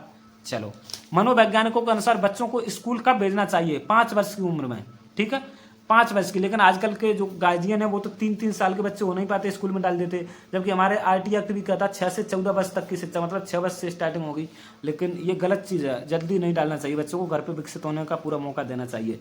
जन्म के समय शिशु के मस्तिष्क का भार 350 ग्राम, ये हम बता चुके हैं। समूह की आयु, चुस्ती की आयु, गंदी आयु क्या कहलाती है? बाल्यावस्था होती है।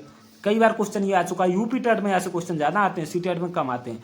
बाल्यावस्था को मिथ्या परिपक्वता का काल किसने? रॉस ने कहा, ये भी क्वेश्चन आ चुका है, ठीक। बाल्यावस्था को संवेगात्मक विकास का अनोखा काल, मतलब बाल्यावस्था अनोखा काल, ये क्यों कह रहा? कोल और ब्रूस कह रहे, कोल व ब्रूस, ठीक है, ये भी क्वेश्चन आया हुआ है, एक एक पॉइंट आया हुआ है और आ सकता है। संग्रह करने की प्रवृत्ति, मतलब चीजों को इकट्ठा करने की प्रवृत्ति बाल्यावस्था में होती है। आप देखना बालकों की जेब में कुछ भी पड़ा होता है, कंकड़ होते हैं, कांच के टुकड़े होते हैं, और इसके साथ साथ कुछ भी बहुत सारी चीजें, छोटे छोटे खिलौने होते हैं, तो ये चीजों को इकट्ठा करते हैं बाल्यावस्था में बालक। प्रारंभिक विद्यालय में प्रवेश की अवस्था क्या? बाल्यावस्था ही है। ये बाल्यावस्था की विशेषताओं को हम पढ़ रहे हैं, तो बालक बाल्यावस्था में ही प्रवेश करता। वास्तविक जगत में भी बाल्यावस्था में ही प्रवेश करता बालक, मतलब वास्तविक जगत का मतलब थोड़ा घूम फिर के घर से बाहर बालक बाल्यावस्था में ही तो निकलता, क्योंकि शैशवावस्था में तो घर में ही बना रहता बालक। अब हम आगे देखते हैं, बाल्यावस्था की प्रमुख मनोवैज्ञानिक विशेषता क्या है? तो हम तीनों विशेषताएं देखेंगे। देखो पहले तो हमने ये देखी शैशवावस्था की मनोवैज्ञानिक विशेषता, अनुकरणात्मक व्यवहार और मूल प्रवृत्त्यात्मक व्यवहार, अब बाल्यावस्था की मनोवैज्ञानिक विशेषता सामूहिकता की भावना, मतलब बच्चा सबके साथ रहना पसंद करता है बाल्यावस्था में। और वैसे भी 6 से 12 वर्ष की अवस्था जो होती है, 7, 8, 9, 10, तो बच्चे बच्चे में ही खेलते हैं, ठीक है। तो सामूहिकता की भावना। बाल्यावस्था में बालक का व्यक्तित्व कैसा होता है? बहिर्मुखी होता है, बहिर्मुखी। अगर आप ये नहीं जानते तो हम बता देंगे। व्यक्तित्व 3 तरीके के व्यक्तित्व का वर्गीकरण किया है युंग ने, ठीक है। अंतर्मुखी, अंतर्मुखी, ठीक है, और बहिर्मुखी, और एक होता है आपका उभयमुखी। बता देते हैं, 1 मिनट लगेगा, अभी बता देते हैं। व्यक्तित्व में ये क्वेश्चन आ जाता है। अंतर्मुखी वो बालक होते हैं जो मतलब सबसे ज़्यादा बातचीत करना पसंद नहीं करते, कहीं बहुत लोगों की भीड़ होती है, फैमिली फंक्शन, मतलब जहाँ वहाँ जाना पसंद नहीं करते, थोड़े शांत शांत से रहते हैं, वो अंतर्मुखी व्यक्तित्व हैं। बहिर्मुखी इसके उल्टा, मतलब सबसे बात करेंगे, सबसे घुलेंगे मिलेंगे, तुरंत दोस्त बना लेंगे, सामाजिक जो प्रोग्राम है उनमें बढ़ चढ़ के हिस्सा लेंगे, ठीक है, ये बहिर्मुखी होते हैं। उभयमुखी मतलब इन दोनों का मिला जुला रूप, ना ही अंतर्मुखी पूरी तरीके से, ना ही बहिर्मुखी, मतलब थोड़े से अंतर्मुखी होते हैं, थोड़े से बहिर्मुखी, वो उभयमुखी होते हैं। युंग ने ये वर्गीकरण किया, व्यक्तित्व का क्वेश्चन आता है यहाँ से। तो बाल्यावस्था जो होती है उसमें व्यक्तित्व बहिर्मुखी होता है। देख भी सकते हो आप, बालक सबके साथ मिल रहा, उठ रहा, घुल रहा, बैठ रहा, खेल रहा, कूद रहा, तो खूब बातें करता बालक, तो बहिर्मुखी व्यक्तित्व हो गया। ये समझ गए आप? ऐसे ही एक एक क्वेश्चन को हम पूरी तरीके से डिटेल में समझा रहे हैं। ये मत समझना कि आपका टाइम वेस्ट हो रहा है, जी नहीं। बाकी आगे से हम बिल्कुल टाइम वेस्ट खत्म कर देंगे आगे की क्लासेज में। बच्चे अपने समवयस्क समूह के सक्रिय सदस्य कब बन जाते हैं? बाल्यावस्था बन जाते हैं। कुछ लोग इसे किशोरावस्था भी मानते हैं, तो बाल्यावस्था ज्यादा उपयुक्त आंसर है किशोरावस्था के मुकाबले। मानव विकास की सुनहरी अवस्था, सुनहरी अवस्था मतलब गोल्डन एज क्या है, स्वर्ण काल क्या है? ये बाल्यावस्था ही होता है। अनोखा काल भी बाल्यावस्था है और सुनहरी अवस्था भी है। सीखने का आदर्श काल जो होता है वो शैशवावस्था होती है, ठीक है। भाषा सीखने का सबसे उपयुक्त समय शैशवावस्था होती है। तो ये क्वेश्चन आ सकता है, सुनहरी अवस्था या स्वर्ण काल या गोल्डन एज क्या? बाल्यावस्था। खिलौने की आयु क्या? पूर्व बाल्यावस्था। खिलौने की आयु पूर्व बाल्यावस्था मतलब 3 से 6 वर्ष की होती है, ये खिलौने की अवस्था है। शर्म व गर्व जैसी भावनाओं का विकास कब हो जाता है? ये बाल्यावस्था में ही होता है, ठीक है, शर्म गर्व। बालिकाओं की भाषा बालकों से आगे रहती है, बालिकाओं का भाषा विकास बालकों से आगे रहता कब? ये बाल्यावस्था में रहता। और शारीरिक विकास भी बालिकाओं का बालकों से, जो बाल्यावस्था होती है उसमें आगे रहता, बालिकाएं आगे रहती हैं सीधी सी, लेकिन बाल्यावस्था में ही रहती हैं, शैशवावस्था और किशोरावस्था में नहीं, वहां पिछड़ जाती हैं बालिकाएं। हड्डियों का विकास कब तक होता है? 16 वर्ष तक होता है हड्डियों का विकास, ठीक है। बाकी मनोविज्ञान कहता है होने को तो 17-18 वर्ष तक भी होता रहता है, लेकिन हम 16 वर्ष तक पढ़ते हैं। किशोरावस्था होती है कब? 12 से 18 वर्ष तक की होती है, हमने ये सब बताया। शैशवावस्था जन्म से 5, बाल्यावस्था 6 से 12, किशोरावस्था 12 से 18। तो कोई बड़ी चीज नहीं है, ये इसी तरीके का है। अब देखो, किशोरावस्था जीवन का सबसे कठिन काल है। ये कौन कह रहे हैं? ये किलपैट्रिक महोदय कह रहे हैं, ठीक है, किलपैट्रिक कह रहे हैं, और ये कई बार आ भी चुका है। जीवन का सबसे कठिन काल, कठिन काल किसने कहा? किलपैट्रिक ने कहा। किशोरावस्था बड़े संघर्ष, दबाव एवं तूफान की अवस्था। संघर्ष, दबाव, तूफान, और यहाँ पे विद्रोह और जोड़ लीजिए, ये 4 चीजें बताई थी। विद्रोह का अवस्था कौन? स्टेनले हॉल का, बीएड में पढ़ा होगा, बीटीसी में पढ़ा होगा, श्योर पढ़ा होगा, ऐसा समझ लो। स्टेनले हॉल का कथन है, आ सकता है, ये इंपोर्टेंट है, मार्क कर लीजिए। संवेगात्मक विकास में तीव्र परिवर्तन कब होते हैं? संवेगात्मक विकास, तो ये किशोरावस्था में ही होते हैं। किशोरावस्था की विशेषताओं को सर्वोत्तम रूप से व्यक्त करने वाला एक शब्द क्या है? परिवर्तन। मतलब किशोरावस्था में परिवर्तन होते हैं, और इतने परिवर्तन होते हैं कि जिसकी कोई सीमा नहीं है, बहुत सारे परिवर्तन होते हैं किशोरावस्था में, ठीक है। अब हम आगे बढ़ते हैं। किशोरावस्था की प्रमुख मनोवैज्ञानिक विशेषता क्या है? तो किशोरावस्था की प्रमुख मनोवैज्ञानिक विशेषता स्थायित्व एवं समायोजन का अभाव। मतलब बालकों में स्थायित्व नहीं रहेगा, मतलब उनका मन चलता ही रहेगा, कभी ये कभी वो कभी कुछ, ठीक है, और समायोजन तो होता ही नहीं है। एडोलसेंस किसकी रचना? देखो, एडोलसेंस का हिंदी मतलब होता है किशोरावस्था। किशोर मतलब एडोलसेंस मतलब किशोर, तो उसी का इंग्लिश शब्द है एडोलसेंस। तो ये किसकी रचना? स्टेनले हॉल की रचना, याद हो गया होगा। और वैसे भी स्टेनले हॉल कह रहे किशोरावस्था से संबंधित कथन ये है इनका, संघर्ष, दबाव, तूफान एवं विद्रोह की अवस्था स्टेनले हॉल ने कहा। तो एडोलसेंस का मतलब ही होता है किशोर, इंग्लिश में एडोलसेंस बोलते हैं किशोरावस्था को। तो ये रचना स्टेनले हॉल की हो जाएगी। स्टेनले हॉल भी अमेरिका के मनोवैज्ञानिक थे। किशोरावस्था में शारीरिक व संवेगात्मक परिवर्तन अचानक होते हैं, ये कौन कहेगा? स्टेनले हॉल, क्योंकि इन्होंने किशोरों पे अध्ययन किया था बहुत ज्यादा। अचानक होते हैं, ये आ सकता है क्वेश्चन, इंपोर्टेंट है, तभी हमने लिखा। और बाकी लिखा इसलिए शुरुआत से हम आपको पढ़ा रहे, अगली 10 क्लासेज में मनोविज्ञान खत्म हो जाएगा 10 दिन में, बस ऐसे ही 10 चार्ट बनेंगे। आवेग, ये देखो, किशोरावस्था से संबंधित 4 शब्द बताओ, 4 तत्व बताओ, कौन से? ये 4 है, संघर्ष, तनाव, तूफान और विद्रोह की अवस्था, ठीक। संघर्ष, तनाव, तूफान और विद्रोह की अवस्था, ये किशोरावस्था के 4 शब्द हैं जो उसे रिप्रेजेंट करते हैं। मेरे पॉइंट ऑफ व्यू से देखा जाए तो बिल्कुल सही बात है। किशोर जो होते हैं काफ़ी ज़्यादा विरोध की भावना रखते हैं, इसीलिए कहते हैं कोई किशोरों से कम उलझना। ठीक है। आवेग अथवा संवेगों में तीव्र स्थिति उत्पन्न होती है कब? ये किशोरावस्था में ही हो जाएगी। ठीक, आगे बढ़ते हैं। यहाँ पे बहुत इंपॉर्टेंट चीजें भी हैं, ऐसा मत समझना ऐसे ही है, नीचे बहुत इंपॉर्टेंट है चीजें। संवेग क्या होते हैं? उत्तेजना या भावों में जो उथल पुथल मचती है, यही संवेग होते हैं। उत्तेजना या भावों में उथल पुथल संवेग होती है। ये आ चुका है क्वेश्चन। बालक अपने व्यवहार की सामाजिक स्वीकृति कब चाहता है? मतलब बालक जैसा कर रहा हर कोई बताए कि ये अच्छा है, तो ये कब चाहेगा? किशोरावस्था में ही चाहेगा। विकास की प्रक्रिया, एक मिनट, हाँ, विकास की प्रक्रिया बालक की गर्भावस्था से लेकर जीवन पर्यंत एक क्रम में चलती है तथा प्रत्येक अवस्था का प्रभाव दूसरी अवस्था पर पड़ता ही पड़ता है। ये हरलोक का कथन है। जैसे शैशवावस्था में जो चीजें सीखेगा बालक, उनको बाल्यावस्था में भी लेके जाएगा, और बाल्यावस्था में सीखेगा कहीं ना कहीं उन्हीं चीजों को किशोरावस्था में भी ये अध्ययन उस पर चलेगा। तो ये हरलोक का कथन है, एक अवस्था का प्रभाव दूसरी अवस्था में पड़ता ही पड़ता है। इंपॉर्टेंट है, आ सकता है। विकास कभी ना समाप्त होने वाली प्रक्रिया, ये निरंतरता के सिद्धांत से संबंधित है। ये कई बार पूछा जा चुका है, बहुत से एग्जाम में, हजारों बार। निरंतरता का सिद्धांत क्या कहता है? विकास कभी भी समाप्त होता ही नहीं है। मैंने अभी बताया था, बूढ़े हो जाओगे 59 साल के आप, ठीक है, फिर जब 60 साल के होगे तो आप ये महसूस करोगे, हाँ मैं और चीजें सीख गया हूं, मुझे और अनुभव हो गया, मतलब पिछली साल की तुलना में। तो विकास चलता ही रहता है, दिमाग का चलता रहता है, समझ का चलता रहता है, संवेगों में चलता रहता है, समाज में किस तरीके से बातचीत करना, समाज के लोगों से कैसे अपनी बात रखनी है, ये सब विकास हमेशा चलता रहता है। तो यही निरंतरता का सिद्धांत होता है। क्या? निरंतरता के सिद्धांत के अनुसार विकास कभी समाप्त नहीं होता, मृत्यु तक चलता है, जब तक मृत्यु ना हो जाए। लेकिन वृद्धि रुक जाती है। वृद्धि का मतलब शारीरिक वृद्धि, शरीर की लंबाई चौड़ाई ऊंचाई, ये रुक जाती है, विकास कभी नहीं रुकता। विकास का अर्थ क्या? परिपक्वता एवं अनुभवों के फलस्वरूप होने वाले परिवर्तनों की श्रृंखला। परिपक्वता मतलब मैच्योरिटी, और अनुभव, ये वही अनुभव है जो जीवन का अनुभव, जो हमें बताते हैं, बड़े बूढ़े के पास बहुत अनुभव होता। तो मैच्योरिटी और अनुभव के फलस्वरूप जो परिवर्तन आते हैं, यही विकास है। कितनी अच्छी डेफिनेशन है, देखो। विकास एक सतत एवं धीमी प्रक्रिया, ये स्किनर का कथन, और ये कई बार आ चुका है। समझ में आ रहा? कई बार आ चुका है। फिर आप कहोगे कि क्या पूछा जाता? यही चीजें पूछी जाती हैं। बच्चे के विकास के सिरस्थ सिद्धांत के अनुसार क्या है? तो विकास सिर से पैर की ओर होता है। ये देखो, विकास के दो सिद्धांत होते हैं। एक तो होता है सिरोपादोन्मुखी, एक क्वेश्चन यहां से कंफर्म समझ लो, सिरोपादोन्मुखी।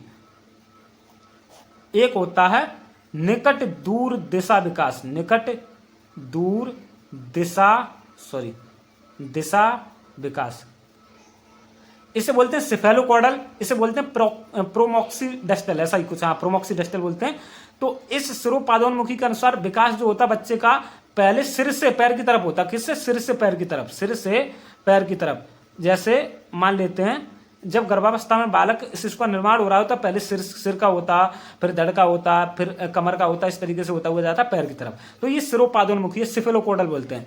अब निकट दूर दिशा विकास, इसे बोलते हैं प्रोमॉक्सीडेस्टल, ठीक है, प्रोमॉक्सीडेस्टल।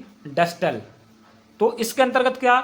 निकट मतलब निकट से दूर की तरफ विकास हो रहा है, मतलब पहले धड़ का विकास होगा, रीढ़ की हड्डी या छाती का विकास होगा, फिर हाथों का होगा, फिर हाथों की उंगलियों का होगा, इस तरीके से। मतलब ये जो धड़ है, यहां से इधर इधर बाद में होगा, पहले इसका होगा। तो यही है, और एक क्वेश्चन आप ऐसे समझ लो, कंफर्म हो गया। ये दो सिद्धांत सीटेट, यूपीटेट, एमपीटेट, कहीं चले जाओ, हर बार पूछे जाते हैं एग्जाम में। तो अब आप समझ गए होंगे कितनी इंपॉर्टेंट क्लास में लेकर आया हूं। और आगे जल्दी जल्दी देखते हैं दोस्तों, ठीक। अब देखो कहां पे थे हम? यहां पे थे। विकास का सिद्धांत है। विकास का सिद्धांत क्या है? सभी की विकास दर समान नहीं होती। ये पूछे जा चुके हैं। विकास दर देखो समान नहीं होती, किसी में विकास जल्दी हो जाता, किसी में धीरे होता। देखा आपने, कोई बुद्धिमान बच्चा हो तो जल्दी चीजें सीख लेता, लेकिन कम बुद्धि वाला हो वो धीरे सीखेगा। तो विकास की दर जो है ये समान नहीं होती है। मानव विकास के क्षेत्र, ये आप याद कर लो, 4 क्षेत्र होते हैं मानवों के विकास के, व्यक्तियों के। शारीरिक, मानसिक, संवेगात्मक और सामाजिक, ये 4 विकास होते हैं। शारीरिक विकास मतलब हमारे शरीर का विकास, मानसिक मतलब हमारे दिमाग का विकास, कुछ लोग इसे संज्ञानात्मक विकास भी बोलते हैं, मानसिक विकास कोई, ठीक है। संवेगात्मक विकास मतलब भय, क्रोध, प्रेम, ये हमें कब प्रदर्शित करने हैं, ये सब चीजें संवेगात्मक के अंतर्गत आती हैं। सामाजिक मतलब ये समाज के अंदर उठना बैठना, चलना बोलना, किस तरीके से कब क्या बात रखें, अपनी बात को प्रभावी तरीके से कैसे कहें, कैसे मनवाएं, ये सामाजिक विकास होता, ठीक है। आजकल ये विकास बच्चों में बहुत कम हो रहा है। जब ये अपने बच्चे ये आजकल के ये बड़े हो जाएंगे, जब शादी ब्याह करने जाएंगे अपने बच्चों की, तब इन्हें बहुत समस्याएं आएंगी। क्योंकि हम देख सकते हैं बड़े बूढ़े भले ही पढ़े लिखे नहीं थे, लेकिन उनका सामाजिक विकास बहुत अच्छा था। वो समाज के अंदर बहुत अच्छी तरीके से अपनी बात को प्रेजेंट करते थे, बहुत अच्छे तरीके से बोलते चलते थे।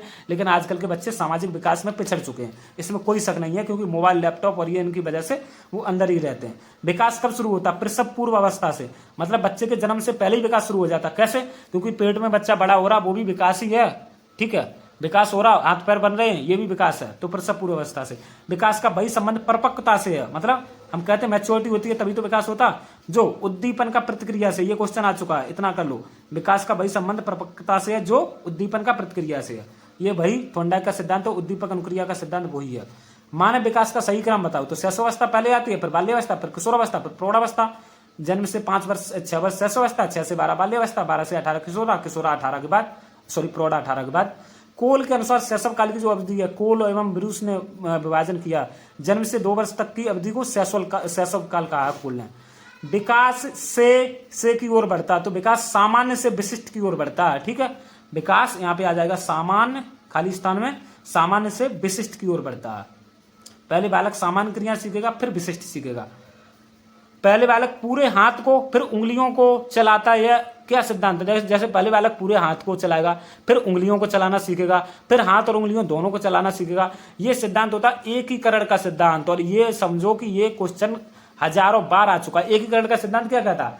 पहले बालक पूरे अंग को चलाएगा, फिर उस अंग के जो छोटे छोटे भाग हैं उनको चलाएगा। ये एकीकरण का सिद्धांत है, याद कर लेना अभी। बाकी हम 10 क्लास लेंगे, आपके पूरे क्वेश्चन फंसा देंगे, मुझे ऐसी उम्मीद है। विकास की गति एक व्यक्ति से दूसरे गति में भिन्न होती है, अभी बता चुके, क्योंकि विकास की दर क्या है? समान नहीं होती है। तो गति तो एक व्यक्ति से दूसरे व्यक्ति में भिन्न होगी, किंतु वह अनुसरण किसका करता है? क्रमबद्ध और व्यवस्थित पैटर्न का। विकास क्रमबद्ध होता है, मतलब विकास में जो चीजें एक सीक्वेंस लगा होता है उसी के अनुसार विकास होगा। ठीक है, चाहे इंडिया का बच्चा ले लो, अफ्रीका ले लो, सीक्वेंस के अनुसार विकास होता है और एक पैटर्न, व्यवस्थित पैटर्न है, उसी के अनुसार होता है, लेकिन दर भिन्न होती है। अब वृद्धि क्या होती है? वृद्धि समझा देते हैं। यहाँ से क्वेश्चन तो हर बार आता है, वृद्धि और विकास का क्या, तो अब हम इस पे समझाएंगे वृद्धि, क्योंकि बहुत देर हो गई हमने इसका यूज नहीं किया। देखो, एक होती है आपकी वृद्धि, एक होती है आपकी विकास, और ये हजारों बार क्वेश्चन यहाँ से आ चुके हैं। देखो, वृद्धि कैसी होती है? शारीरिक होती है, मतलब हमारे शरीर की लंबाई चौड़ाई ऊंचाई बढ़ रही है, ये वृद्धि है। और वृद्धि मात्रात्मक होती है, वृद्धि को माप सकते हैं। कैसी माप सकते हैं? जैसे हमने अपना वजन कर लिया, मान लो मेरा वजन अभी कितना 66 किलो है, तो मैंने ये माप लिया, मात्रात्मक है। और इसके अलावा वृद्धि क्या होती है? वृद्धि मात्रात्मक हो गई, और इसके अलावा वृद्धि का स्वरूप बाह्य होता है। कैसा बाह्य? हमारा शरीर दिखाई दे रहा है, ये वृद्धि है, बाह्य अवस्था में है। एक समय बाद वृद्धि रुक जाती है, जैसे जब मैं हो गया 18 साल का, फिर वृद्धि रुक जाएगी, क्योंकि फिर लंबाई नहीं बढ़ेगी, चौड़ाई नहीं बढ़ेगी, हाँ वजन बढ़ जाएगा। ठीक है, एक समय बाद वृद्धि रुक जाती है। मैं समझा रहा हूँ, मात्रात्मक होती है, इसको हम माप सकते हैं, तौल सकते हैं, तौल लिया हमने अपना वजन। इसके अलावा हमने अपनी लंबाई भी नाप ली, मेरी लंबाई अभी 169 है, 169, ठीक है, सेंटीमीटर, तो मैंने नाप लिया, मतलब वृद्धि मात्रात्मक होती है। वृद्धि का स्वरूप बाह्य होता है, वृद्धि निश्चित समय तक होती है, मतलब एक समय बाद रुक जाएगी। ठीक है, ये वृद्धि होती है। अब विकास क्या होता?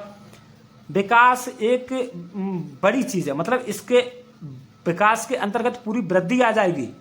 ठीक है, विकास के अंतर्गत वृद्धि भी आती है, मतलब विकास पूरे शरीर का डेवलपमेंट है, और वृद्धि सिर्फ हमारे शरीर का हो रहा है, और विकास के अंतर्गत हमारा मानसिक विकास भी आएगा, मतलब हमारे दिमाग का विकास आएगा। दिमाग का संज्ञानात्मक विकास हो रहा है, वो विकास में आएगा, वृद्धि में नहीं जाएगा। और इसके अलावा सामाजिक विकास होगा, संवेगात्मक विकास होगा, तो विकास के अंतर्गत वृद्धि भी होती है। तो हम कह सकते हैं वृद्धि सिर्फ शारीरिक होती है, जबकि विकास क्या होता?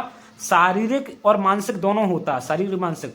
वृद्धि मात्रात्मक होती है, जबकि विकास मात्रात्मक और गुणात्मक दोनों होता है, गुणात्मक भी होता है। मात्रात्मक तो होगा ही, क्यों होगा? क्योंकि विकास के अंतर्गत वृद्धि भी आ गया है, तो वृद्धि का माप लेते हैं, और विकास गुणात्मक होता है। वृद्धि का स्वरूप बाह्य होता है, लेकिन विकास का स्वरूप कैसा होता है? बाह्य तो होता ही है और आंतरिक भी होता है, दोनों होते हैं। और वृद्धि रुक जाती है, परंतु विकास रुकता नहीं है, विकास मृत्यु पर्यंत चलता रहता। तो मैं ऐसी उम्मीद करूंगा, ऐसा किसी ने अभी तक आपको 1 मिनट के अंतर्गत वृद्धि विकास नहीं समझाया होगा, और यहीं से क्वेश्चन आता है, हर बार आता है। देखो, वृद्धि शारीरिक होती है, मात्रात्मक होती है, हम माप सकते हैं, तौल सकते हैं, मापनीय है, निश्चित समय तक चलने वाली होती है, और बाह्य इसका स्वरूप होता है। जबकि विकास शारीरिक और मानसिक दोनों होते हैं, गुणात्मक होता है और जीवन पर्यंत चलने वाला होता है, और इसका स्वरूप बाह्य और आंतरिक दोनों होता है। बस अब हमारे 2 क्वेश्चन और बचे हैं, देख लेते हैं। कोल ने विभाजन किया तो कोल ने कई सारी अवस्थाएं बताया। वैसे जनरली हम बाल विकास की 3 अवस्थाएं पढ़ते हैं, शिशुअवस्था, बाल्यावस्था, किशोरावस्था, लेकिन कोल और हरलॉक इन्होंने अलग अलग अवस्थाएं बताई हैं। पहले हरलॉक की देख लेते हैं। इन्होंने गर्भकालीन अवस्था बताई, जब तक बच्चा गर्भ में रहता है पेट में। फिर शिशुअवस्था का समय इन्होंने जन्म से 14 दिन तक बताया, बस शिशुअवस्था जन्म से 14 दिन। फिर बचपनावस्था आ जाती है 14 दिन से 2 वर्ष तक, बचपनावस्था। फिर पूर्व बाल्यावस्था 3 वर्ष से 6 वर्ष तक का समय उन्होंने पूर्व बाल्यावस्था बताया। फिर उत्तर बाल्यावस्था बताया, या फिर प्रवृत्ति बाल्यावस्था 6 वर्ष से 11 वर्ष तक का समय। फिर वय संधि अथवा पूर्व किशोरावस्था बताया 11 से 17 वर्ष, और किशोरावस्था की अवधि 17 से 21 वर्ष, प्रौढ़ावस्था की अवधि 21 से 40 वर्ष। इस तरीके से इनको याद करना थोड़ा सा कठिन है, और हम ये कहेंगे भी नहीं, एंड टाइम पे करो। इसी तरीके से कोल ने भी कुछ बताया, शिशुअवस्था जन्म से 2 वर्ष, प्रारंभिक बाल्यावस्था 2 से 5 वर्ष या फिर 6 वर्ष, पूर्व किशोरावस्था अथवा उत्तर बाल्यावस्था 13 से 14 वर्ष। बाकी और भी है, उनको हमने लिखा नहीं, क्योंकि हम चाहते नहीं ज्यादा कंफ्यूजन आपका हो जाए।